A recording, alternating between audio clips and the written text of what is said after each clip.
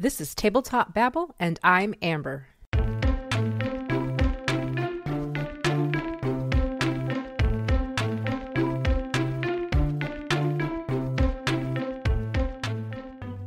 Today on the show, I talked with comic artist, game designer, and map maker Kyle Latino.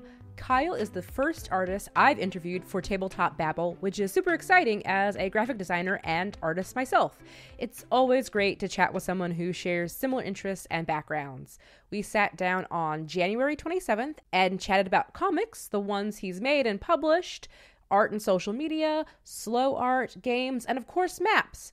For Zine Quest 3, Kyle is currently running a Kickstarter for an Oops All Maps zine called Old Roads. Go check it out. His maps are amazing. Hi, Kyle. Thanks for coming on the show. For our listeners, would you please tell us who you are, what you do in the TTRPG space? Well, my name is Kyle Latino. That is, against all odds and sense, an Italian last name. So you if you see my profile picture, you might be surprised. I get comments on it when I go to conventions. It's like, what? Or job interviews and things. So yeah, I was like, even when I was like trying to pronounce your last name, I was like, is it Latino, like Latino or Latino or right, exactly. And this is primarily what I do in the TTRPG space. I confuse people. That's kind of what I'm there for. I am the trickster coyote god in the space. So yes. But I do most of my trickery through illustration and most recently map design and map illustration. So I've had a couple of mapping projects going on, but I've also written several games as well. So usually when I have people on the show, I usually ask, how do you get started in TTRPGs? But because you're my first artist that I've interviewed for this show, I want to know, when did you start drawing? Oh my goodness. Ever since I first clutched a Crayola, I have known that I was destined. No, I think it wasn't until, so I got in 2007, I graduated undergrad from a cornfield college in northern Indiana with a degree in biblical literature. And I immediately decided I didn't want to do anything with that, and my relationship with that material and faith has, I will say, changed dramatically in the intervening years. But it was still a wonderful education. Yeah. I'm laughing because it's like, I feel the same way where it's like, I spent most of my entire adolescence and youth and everything. I was on the path to becoming a missionary at one point. Isn't that interesting? And then I went, no. I don't want to do this. I don't want to do this. I want to draw. Yeah, I decided I would leave the lucrative path of clergyman to become a cartoonist. And what a transition. I love it. Yeah, I mean, it's interesting because it actually does kind of come around again. But the biblical studies, the way that I learned it was actually the arts education that I had formally. Until like 12 years later when I did go get my MFA at the University of Cincinnati. And we talked about things like the medium is the message. We talked about genre conventions and author intent, first generation audience, like all of this stuff that's really important for an artist to recognize.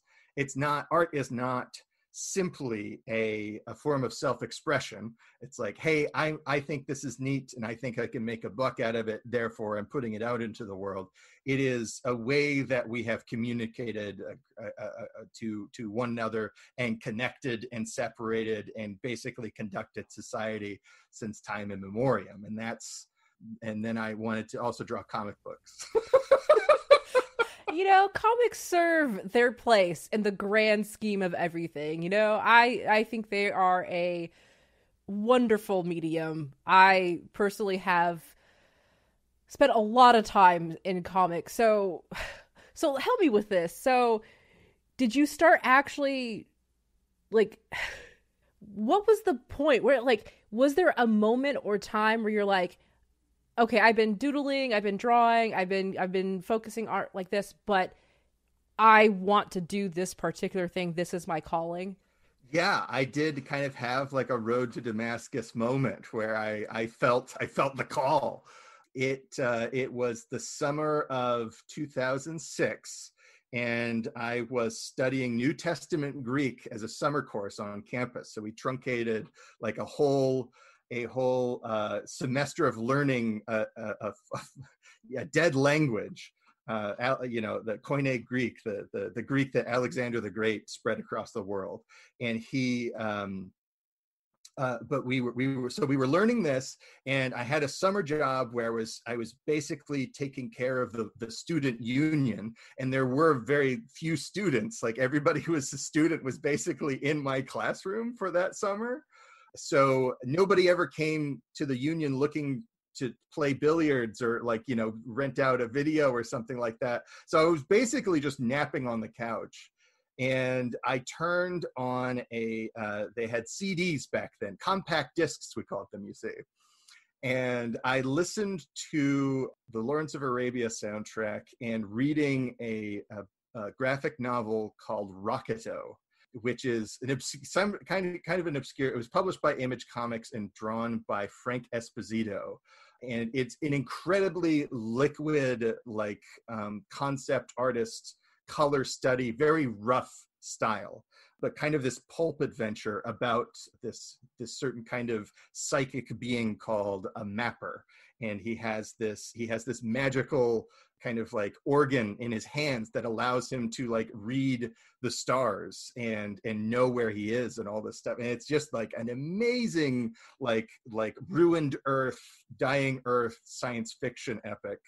And I had never read anything more arresting and beautiful in my life. So I decided, well, that's what I want to do. I want to put like bizarre, amazing, incredible stuff into the world. And I tried to do that. It's not for me to decide if I've succeeded or not. I try and try.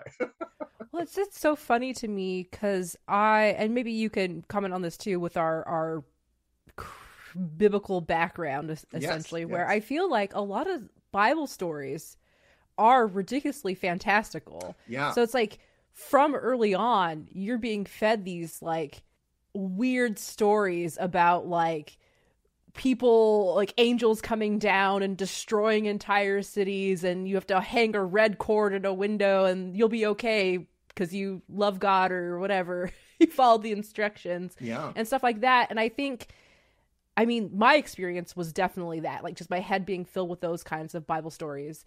And then also I had like a Bible story book as a kid too. Mm-hmm.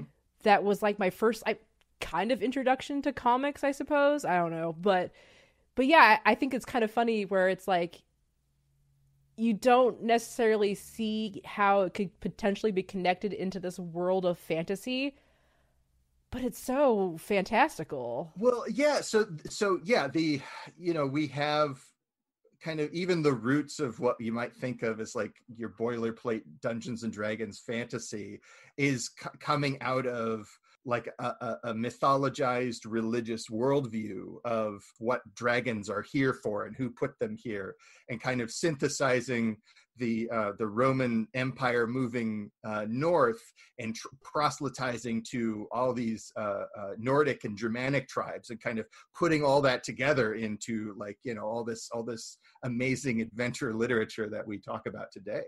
But more so, I think, is true that as Bible kids, we were taught not only we weren't just taught all these lovely, fantastic stories, but we were told to take them seriously, right?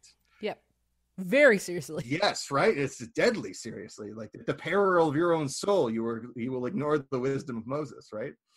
So yeah, it was with that exact kind of seriousness that C.S. Lewis and Tolkien wrote their stuff. Like it wasn't just that. It wasn't just about self-expression for them.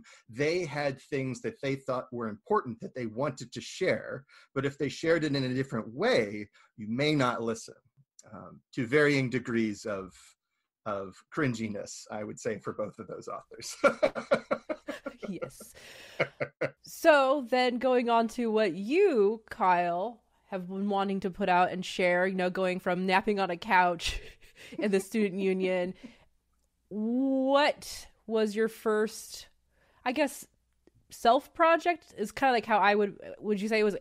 Because as an artist, I do lots of self projects. Yes. Yes. So what was your first foray into self projectdom? I would say the one that I actually printed and tried to sell was a comic called Big Boy, and it was about basically if Superman was like a tall tale. So he had his magic jug of moonshine, and he was mysteriously discovered in a blue ribbon fair stall, left by himself, so like discovered as an orphan, and it's a very bizarre story. Yeah, it essentially, spoilers, it essentially turns out to be invincible white man gets what he wants. So I don't know that it's really worth revisiting, but yeah.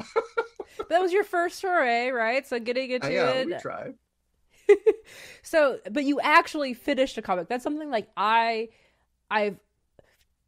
love comics. I've always wanted to make comics. I just don't think it's in my skill set to do so, just because I feel like I'm more of a technical artist than anything else, and graphic design specifically. What was it like to make your, like, first off, how long was Big Boy's comic? I think it the was comic of Big Boy. 12 pages. And I think I did 2 issues. So I did the origin issue, which was black and white. And then he fights Beezle and Bubs, the twin devils, in the second issue. So yeah, but that was full color. And I think both of them were around like 12 to 16 pages. And I think that's the big thing. It's like, especially with things now, with like webtoons, this infinite scrolling, like this idea that the comics never end, they just continue to cascade into one another. It's very difficult to set that scope, because the expectation, especially for webcomics now, is that you will just run them for 300 strips, and it's like, so pick something more manageable, pick a 6-page zine and then get started is my big, and try to tell a beginning, middle, and end story on every page of that to make sure that it's moving for all of those 6 pages. And that's what I tell my students to do if they accidentally reveal that they want to be a comic artist. That's my advice for them. Yeah, because I was gonna say, what was I gonna say? I'm just thinking about like my own ADHD-ness and trying to get through, even like the idea of starting to do comics is just kind of overwhelming. So I like the idea of like, just try 6 pages, try to see if you like it and you can do it. When you look back on those 2 issues, were you at the time happy with what you produced and felt satisfied? Yeah. I think both of them for me were like huge steps forward. Like I could hold them in my hands. I had like, 50 copies printed up of each of them. And it wasn't until I tried to sell them that I became disillusioned with them. Because like, honestly, like, who wants that? Who's this? Somebody, Kyle. Somebody else wants it. Somebody I found them there. in the quarter bins when I was working at Half Price Books a few years later. So like, I know they started to recirculate. That's so funny. So then I guess my next question is along the lines of you're drawing comics for yourself. You're trying to, you're self-publishing. At what point in time does D&D TTRPG start to like morph into, meld together with your comic art stuff?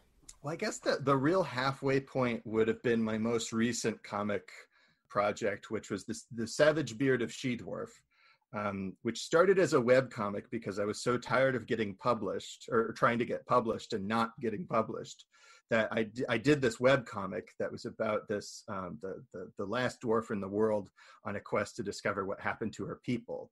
And it ended up that an agent contacted me and sold the English rights for me to Lion Lion Forge Publishing that then got bought by Oni, and Oni's the one that put out the graphic novel in stores today. I have it on good assurance. There are many unpurchased copies to be had. Guaranteed to be there when you go look, listener. Yeah, it released last summer. So it was a bad summer for books. But it's very much fantasy, very much like, monster fighting kind of stuff. Lots of kind of the same DNA that runs through Dungeons and Dragons runs through She-Dwarf, but I try to do it from a more like humanist, equalitarian perspective. Try to deconstruct some of the harmful patriarchy that so dominates the genre. But again, that's not for me to decide if I was successful in doing that. Sure. So, ideas. So, how did the idea of She-Dwarf come to be? Were you playing a campaign or playing games at this point in time? Not really. I played a lot in college, and then in the intervening years, I was moving around a lot from city to city and didn't really have like a group to play with. And so that in a lot of ways, like solo RPGs are very in vogue right now. There's a lot of really lovely ones. I'm working my way through 1,000-Year-Old Vampire right now, but it is not dissimilar to doing a webcomic. It is not dissimilar from writing for yourself. So, in a lot of ways, like trying to decide on character motivations and like, well, what are they thinking and feeling? That kind of thing is, I tell a lie. So before that, before I did that, because we skipped like a decade in there, but oops, how did we do that? There was a Kickstarter comic called Fresh Romance. That was supposed to be a monthly anthology romance series. And I had, through the convention scene, gotten to know the writer Jen Van Meter, who is probably most famous for Hopeless Savages, but also wrote a lot of stuff for Marvel and DC over the years. But so she asked me if I wanted to draw a romance story, and then asked me if I had any ideas for a romance story. So we made a romance story about a group of college students who had a long-running Dungeons and Dragons campaign, but they were about to leave and go to separate coasts and like never see each other. And one of the players has unconfessed love for the GM. And those feelings kind of like seep out into the last game of their Dungeons and Dragons campaign. It's very cute. That sounds very cute and good. Oh, that's cute. So that and She-Dwarf was the main character's a player character in that. And then we went from I went from there, and I was like, hey Jen, we worked on this thing, but I kind of just want to do a comic of this character because I really like drawing them. And then she was just like, oh yeah, go for it. So nice. That's awesome. I love stuff like that, like where you have like a little side character in something that ends up becoming its own like spin-off series in something else. That's really cute. I love it. Because like I'm trying to picture this timeline right now. So if you don't mind me asking, yeah, how old are you? I am 35 years old, going to be 36 in 3 days. Okay, so you are around my age too, so that's good. Then this adds this time frame better in my head, because like for me, I started out primarily obviously drawing like on a clipboard and pencil. Yeah. And then inking with microns or whatever pens we had. There's two questions here. One, do you do digital now? And do you remember the transition from physical to digital and what that was like for you? I still work here. I can show you this because it's not a visual podcast, but can you see this? Yes, I can see this. I still work with pencil and microns and blue pencil like an old dinosaur. Even on my work today, and even so, I did color She-Dwarf completely digitally, and Big Boy also. That's how I learned to color, is making Big Boy. So the same coloring style, very flat colors, but vibrant palette from based off of 1970s comic book Pantones. That's kind of how I learned that. So I really haven't ever done, I'm doing some all digital work now, but for the most part, like I really enjoy being in a different place than where I surf Twitter and play video games to make my art. I really like the drawing board, and I really like the tactile sensation of it. So yeah, so I don't remember the transition because it has never occurred. Okay, that answers that question then. Yeah, because like for me, I remember trying to transition into digital because like everyone's doing most digital art now. It's just like, well, why not do your lines and then you can immediately do your color and the cleanup's easier.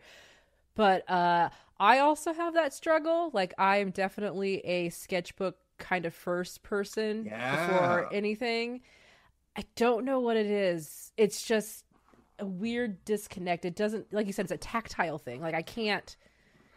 Well, there's a couple of advantages that I think are very that are unique to working. So first of all, not having an undo button gives you a much different relationship with the medium, right? Like to just accept whatever happens at the tip of that micron as part of the drawing now is something that allows you to keep this momentum going. You're not.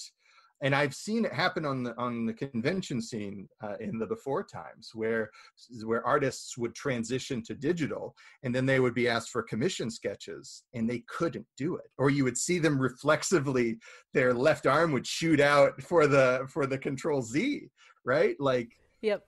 And that seems like hell to me. I can't imagine. Yeah, it is strange because like I definitely remember when I was in college and I had, because even though I got my degree in visual communications, graphic design specifically, which is primarily digital, we still had foundational drawing classes because it just helps you understand everything a lot better. And I remember in my 2D class drawing, and the biggest takeaway I think I got from my professor at the time was like, just don't erase, just move with a line and accept the lines that you get and just keep going, because you can always go back over and trace what you want, but to keep those lines. Drawing class, that was so long ago. Yes. But that is something that I think, and I had so I'm right now, I am teaching at Heron School of Art in Indianapolis, and I have a narrative imagery course that I'm teaching right now. So we studied on Monday, Darmok, the episode of Next Generation, as a way to talk about like stories and sign versus signified and all that kind of stuff. But I said, you have to get a sketchbook. It's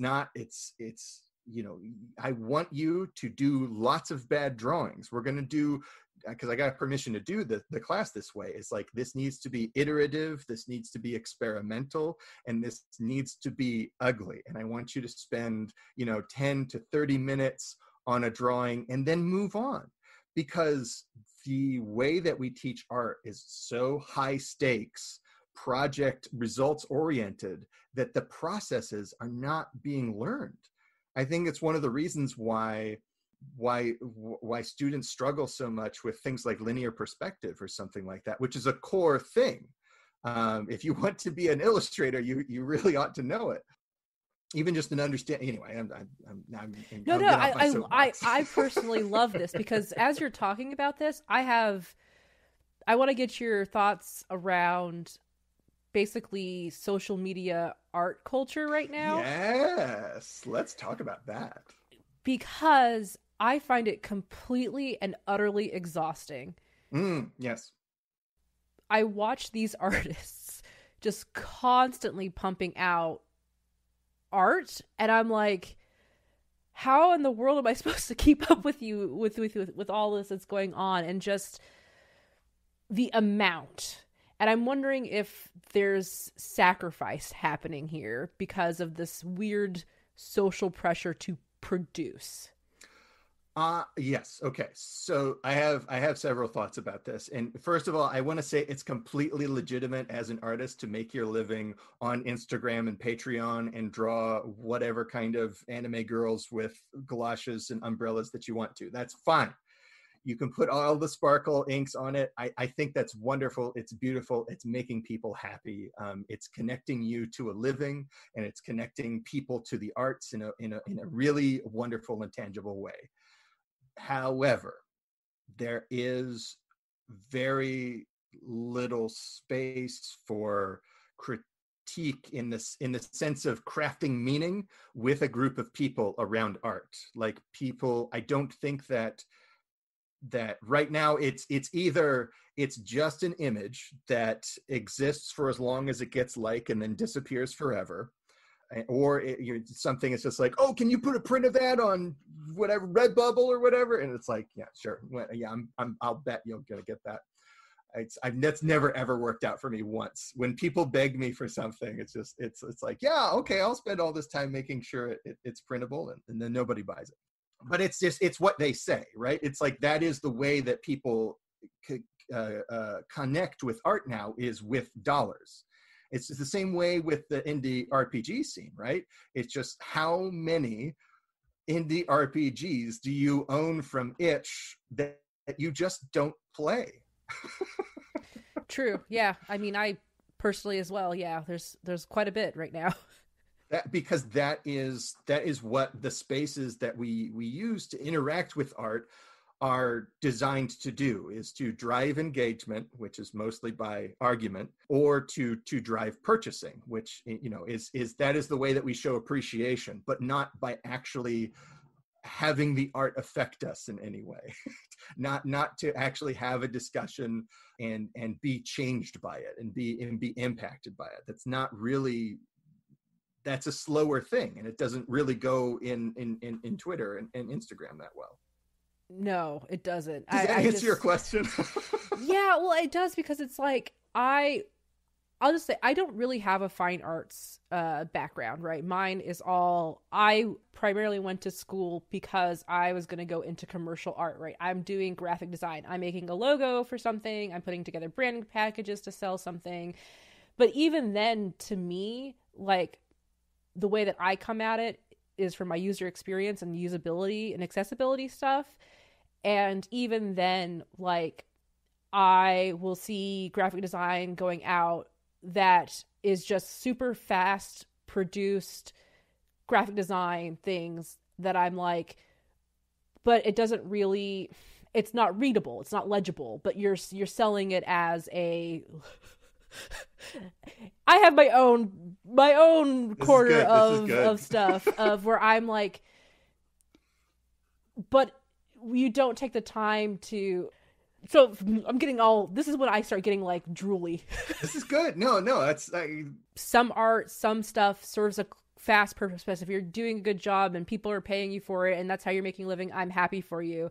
I don't want to come off as like snobby or like my nose is in the air, but I definitely like crafting. Like, logo crafting to me is so meticulous and tedious and thoughtful and impactful, and I put a lot of time and effort into it, and then I get really sad when people then expect me to pay less because somebody else can do it, because they're taking like 5 graphic elements off of wherever and then putting it together and saying, here's your logo.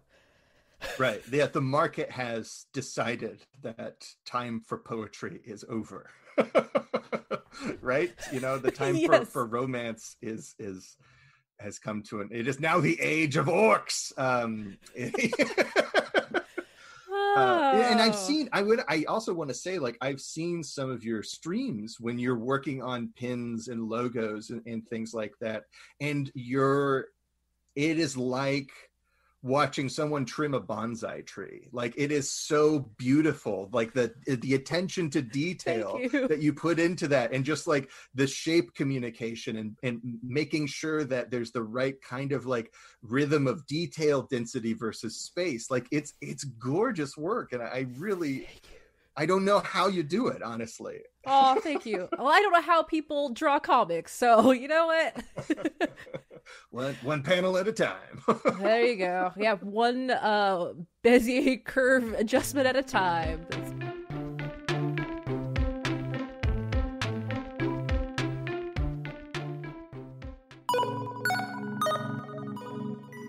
Does the thought of leading a group through the creative landscapes of your imagination terrify you? Do you worry about being asked questions you don't know the answers to? Have you wanted to try being a dungeon or game master, but your social anxiety has been holding you back? Hi, I'm Amber, and I used to nearly vomit at the idea of running a tabletop RPG. How'd I get over that anxiety? I haven't. Surprise! I'm still an anxious mess, and you can listen to all of it on Shapeshift, where I've recorded 80% of every game I've ever ran. Over the last 4 years, I've run a ton of indie one-shots like Casketland, a weird Western horror game, to my first ever campaign using Ryutama, a Studio Ghibli-like exploration-focused game. Follow me through my journey learning how to GM and to live with my anxiety. It doesn't go away completely, but it does get easier to manage. Go to geekspective.com to find out more information or find Shapeshift on wherever you listen to your podcasts.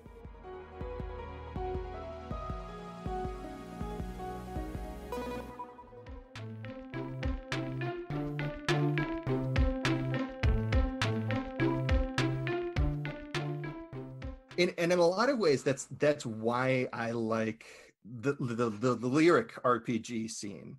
That seems to me to have its roots in the Fluxus movement and like the writings of Yoko Ono.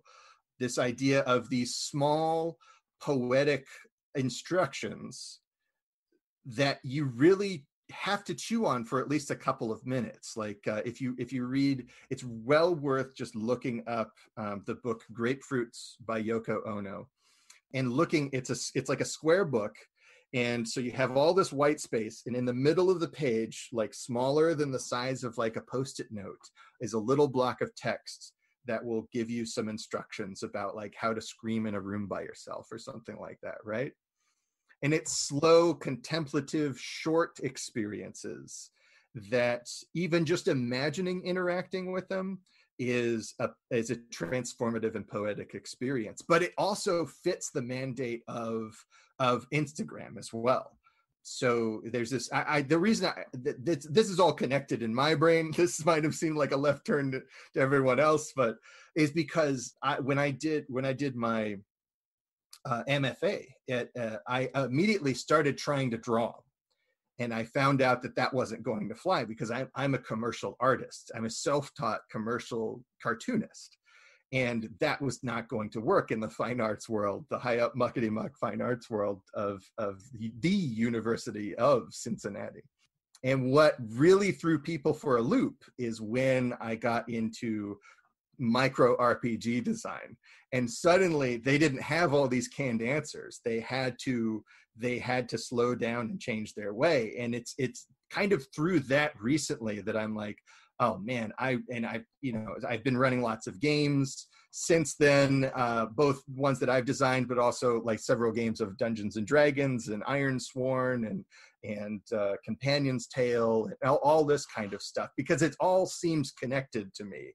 And actually, like Dungeons and Dragons, as crass as it can be, and for all the problems that it has, is one of the few forms of slow art, like communal slow art, that is still normalized. Yeah, I mean, I was just had in my mind a scenario in my head back when I played AD&D and we were trying to break through some bars, and we were sat there for like 30 minutes trying to figure out how we could get through a gate. So yes, it could be a very slow process. Very slow. I think it's great. I think I followed all of that. I see the connections too. And a lot of times, I think even just this past year in 2020, I've been doing a lot of reflection on how to step away, take it slower, enjoy things, be more gentle, be more patient, be more thoughtful, and as I'm consuming the things that I'm consuming media wise.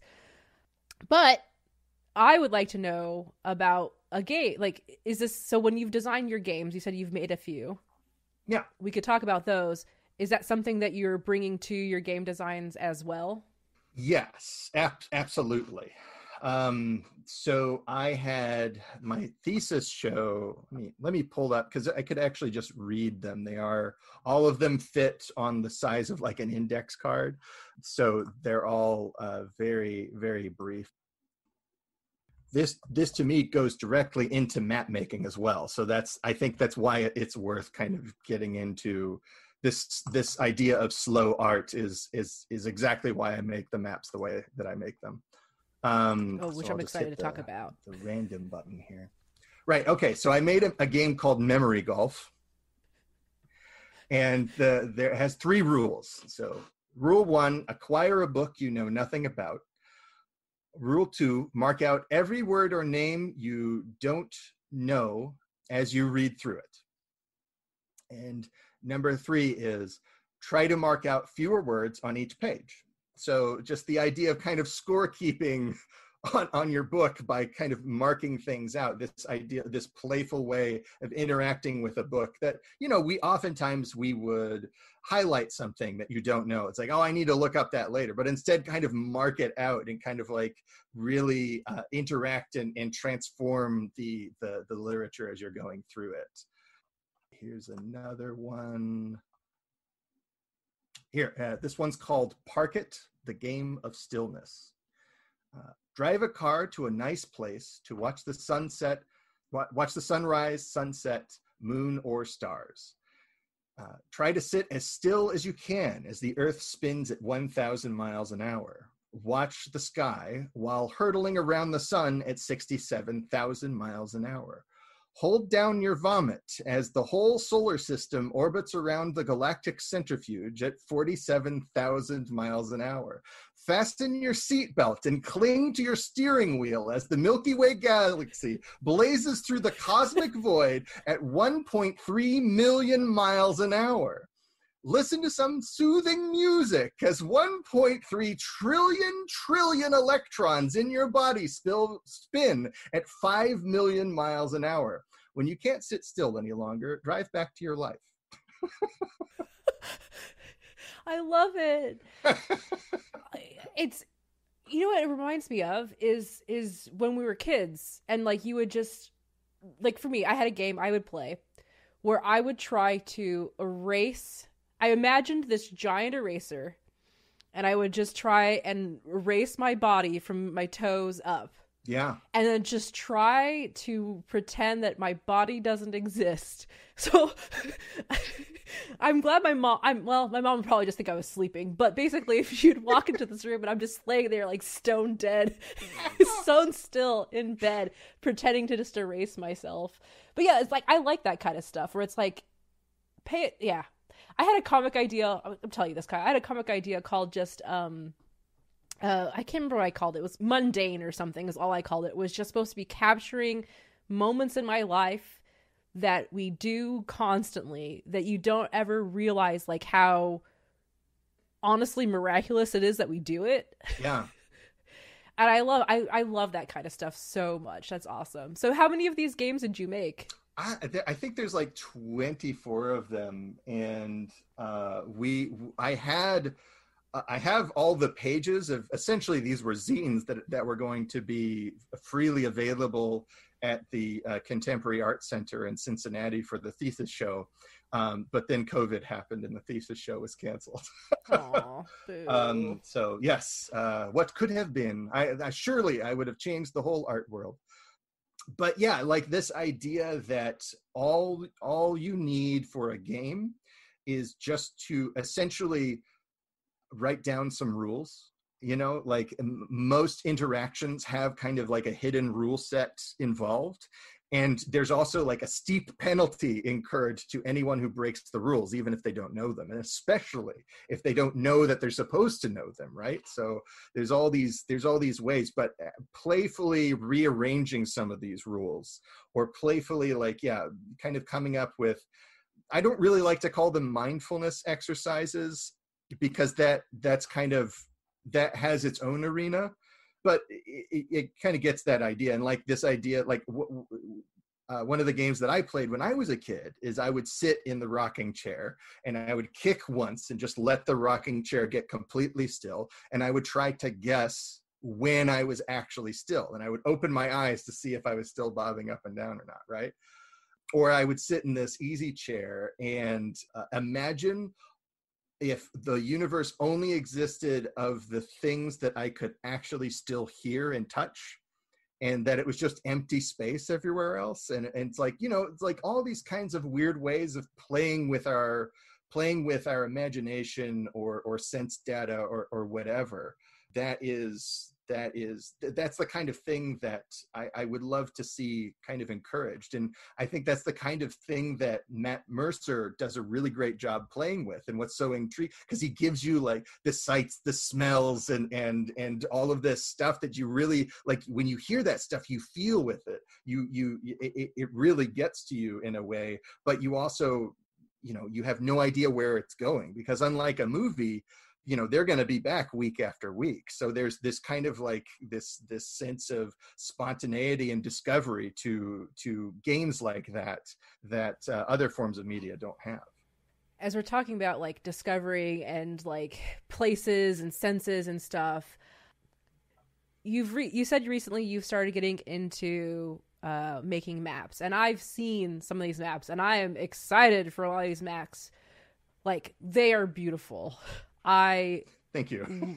Love looking at them. They're so like, I could just like I can feel like myself exploring these places and being in these places. So yeah, so maps. How Kyle, when did you decide to do this? Well, the most important thing about maps is that they're not comics, because I really just couldn't do another one. not so soon after kind of like the crash and burn of trying to sell this book last summer. So that's the first thing. But secondly, it's a form of slow art. Like when I would put up a comic page, like sometimes I would get like, oh, hey, you know, a comment or something on Twitter. It's like, oh, hey, I just found your comic. Where has this been all my life? And then the next day they'll be like, hey, I read through all 70 pages that are up. You know, I can't believe, and it's just like, that took me like a year and a half to do. Yeah. Like, chew your food, young man.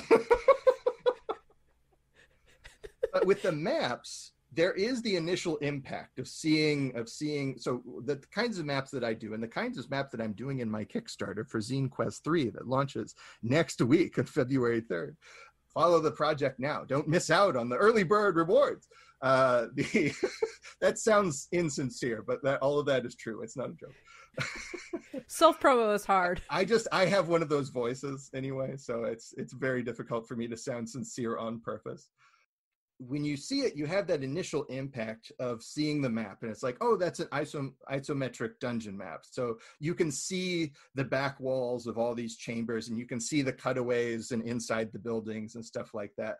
But just nesting detail and story in pure visuals. Like, these maps don't come with a bulleted point or like a rumors list or rules text for what DC it is to climb up the cliff or, you know, whatever. It is, you play just by looking at it. And I have found that people do. They get lost in it. They actually look at the slow pace that I want them to. Because there's just so much detail to take in. It's like basically Where's Waldo without any people. That's what I was going to say. I was letting you talk because I wanted you to get your idea done, but I was like, you know what it reminds me of is when you were looking at those I Spy books as a kid, or Where's Waldo, where it's like, or like even Graham Bass's Animalia. I don't know if you know that book. Yes. Where it's like, it's got the story going on and there's usually one main illustration, but there's like these intricate borders all around. And you get done reading the page and you're looking at the illustration, but then you spend 10 minutes, 20 minutes as a kid, which is a long time, just looking at what's in the borders around. And it's really fun to find like little hidden things here and there, and love it.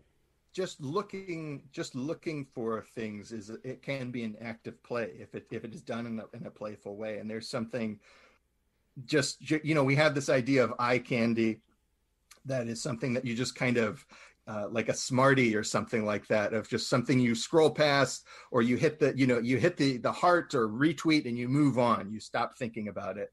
But with maps, I find that the level of engagement and the people who really land on them, kind of, they stick with it for a little bit longer, and they let me know, oh, hey, I found this, or there's the kind of conversation that I get out of those pieces is it shows me that they're actually looking. They're not just consuming.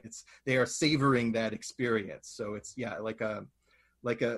since I'm an old man now, it's like handing out, a caramel candy. You can't just crunch into it, right? You gotta just really let it. It's the long game. Yes. So listeners, you have to go look at Kyle's maps. I mean, for me specifically, I think even for my cute little like Ryutama game, these maps are so great for me as a GM, just to have that springboard of idea, right? Like I look at this, ooh, this is a place, but because you haven't put the like rumors or like really truly named things or whatever, it's free for my imagination, which I love. Right. So I've had my say with it, with the visuals, and I've started on this city map that is going, when it's finished, the first two parts are done, but it's going to be 4 11 by 17 pages put together. And all the buildings on it have names, but that's as far as I go. So what you think of the building that is a giant overturned bucket that is called the bucket, whatever's in there is what you want to be in there, right? More buckets. More buckets. It's the Bucket Palace. But this idea that it's, and when you look at a top-down map, which is in this kind of grid-based tactical combat world of Roll20 and all this kind of stuff, I get it. They need to be usable in that context for 5e products and stuff. But the problem is, if you have ever tried to run a game from a keyed map that has numbers on a top-down map that correspond to block text on a different page, you just want to stop. You just want to, this isn't fun. No, and as an instruction manual writer in my real life, I highly suggest that you never do that. You never want a player to have to turn a page, or somebody who's using an item at the moment have to go to a different page to reference and have to go back, because our brains can't handle that. Actually cannot, truly, from a scientific perspective, cannot handle that. And that is one of the big problems with this kind of gaming, is it slows things down. You stop playing and you start bookkeeping, which generally isn't very fun. At least it's not appealing to me. But I think it's because a lot of the folks that kind of started and normalized this design aesthetic, to them, they were far less precious with the block text than I think we were led to believe. So if you read the original modules, they're like, just make it whatever you want, it's cool. But also the idea is like they wanted to make the content available, but they weren't worried about gaming. Like they were not worried about use at the table. They were not graphic designers. A lot of them were amateurs, like on every level. But before anyone had a chance to kind of come in and like consult with anybody, these properties of gaming books had already been codified as, this is the way it's done. This is the most efficient way of doing it. And it's not. Because if you look at the map and you don't have to look anywhere else, that's the most efficient way to draw a map. Very true. I think you're hitting a lot of like my pet peeves in looking at old, because I love old game stuff. Like I love trying out old systems and looking at old books. And I have this copy of Cyberpunk 2013, I think is what I have somewhere in a shelf. And that graphic design, the text flow is not good. The charts are not good. But there's also being produced by people who they know it. It's in their head. So basically they know their game, and then they throw it down onto a paper, and then they go, here you go, you can play my game. And you're like, but I don't know your game. Right. How am I supposed to use this? It's not in my head I have no point of reference, which I see a lot of times. But that's you. yes, a map, just to look at a map, is the most cognitive friendly thing you can do for a person. So yeah, that's one of the goals, is not only to make art that people will actually look at and like use in their own lives, but also to make something that if you have a DM screen that kind of tells you what the difficulty class is and kind of like, gives you some like, here's the AC that, chainmail has. And you could basically have that in the map and a general understanding of familiarity with the rules and just go for it. And it's even easier. You don't even need that if you're doing like, World of Dungeons or something like that, right? So the idea is like, I think it pairs nicely with a rules light kind of approach and kind of a more powered by the apocalypse or forged in the dark approach to gaming than this code stuff. But yeah, the idea is like, you shouldn't have to flip through your notes. It should all be right there. And whatever you need, you can just find in the evocative art. That's the hope anyway. I'm so excited for your zine. I'm following it. I'm following it, waiting for it to launch. But you said that you have been putting these maps up someplace. Yes. So the zine is a different project. So I have been putting up all of the maps so far that people have seen have gone up for free, or rather pay what you want on my itch page. That is fantasyfuncouncil.itch.io. And if you just look for map pieces, that is the name of the project that this is in. And every week, I have been putting up a new isometric map. Not only have I been doing this, but I'm putting up the high-res scans of them. So I'm putting up 600 DPI versions of them. So not only can you really see them, but it's also in the Creative Commons commercial license. So if you wanted to put these in your own books, if like the big thing that's holding you back on putting out a fun dungeon is not having good map art or something like that, here you go.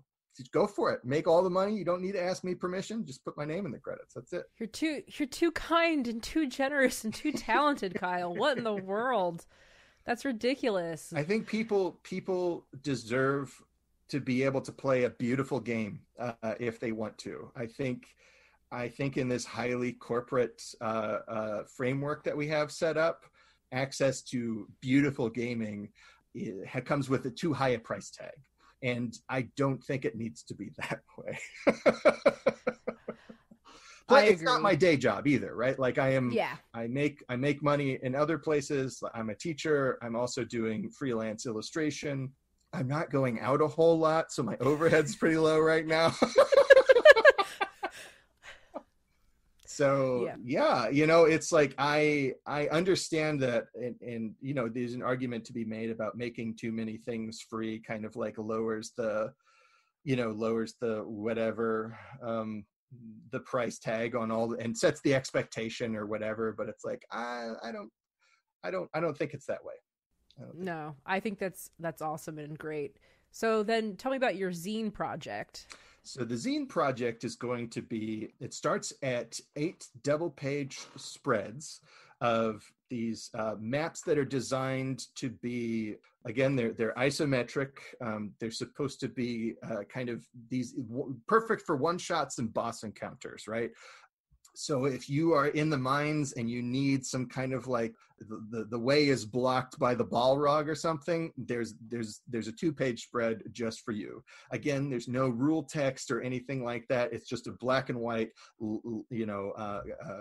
I hope it's detailed and characterful line work that is just going to give you ideas, and just looking around at like all the different ways you could enter the map and leave the map and find the little details. Oh, this might be a good goal, or that might give me an idea. And even if you don't use the map literally, I want them, like my other maps, to be like a menu of ideas. It's just a buffet. It's a buffet table of ideas, so that when you're putting together your thoughts for your next game, this is a way. It's like, oh yeah, if we have a side entrance and kind of we can create this small loop that gives kind of the rogue something to do, or this might be something. So while the head-on attack is happening over here, and just like different ways for people to be able to interact and let the space kind of the space facilitate cinematic storytelling is what I'm trying to do with these maps.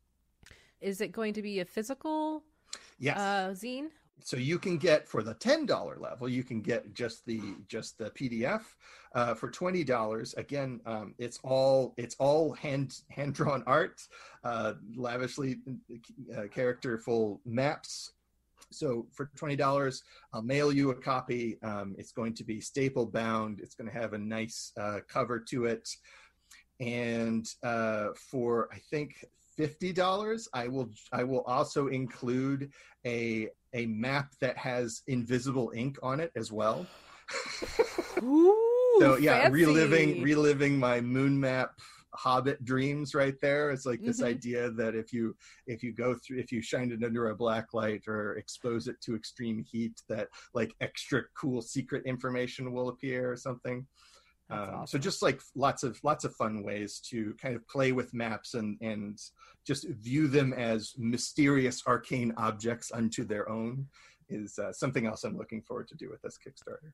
Awesome. And then Kyle, if people wanted to find you online, where could they do that? You can find me at Kyle Latino, all one word, on Twitter is probably the best place to reach me. And that'll have links to everywhere else. I'm also on Instagram, but I don't really use it all that much. And but if you wanted to find my maps and other gaming material that I've put out, it is again fantasyfuncouncil.itch.io. I hate to cut us short. I think we could talk about art and map and all sorts of slow games for a long time, but I don't want to have our listeners listening to 4 hours of us talking about art. So thank you. Yes, that's what I did with the podcast that I had like 10 years ago, and no one listened because every episode was 2.5 hours long. All right, Kyle, thank you so much for coming on. That was a really good chat. I loved it. Thank you for having me.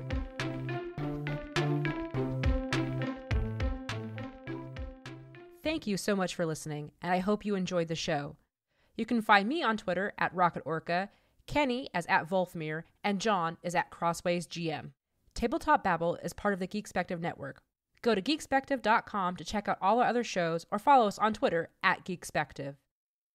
Our theme music was provided by the Battle Bards.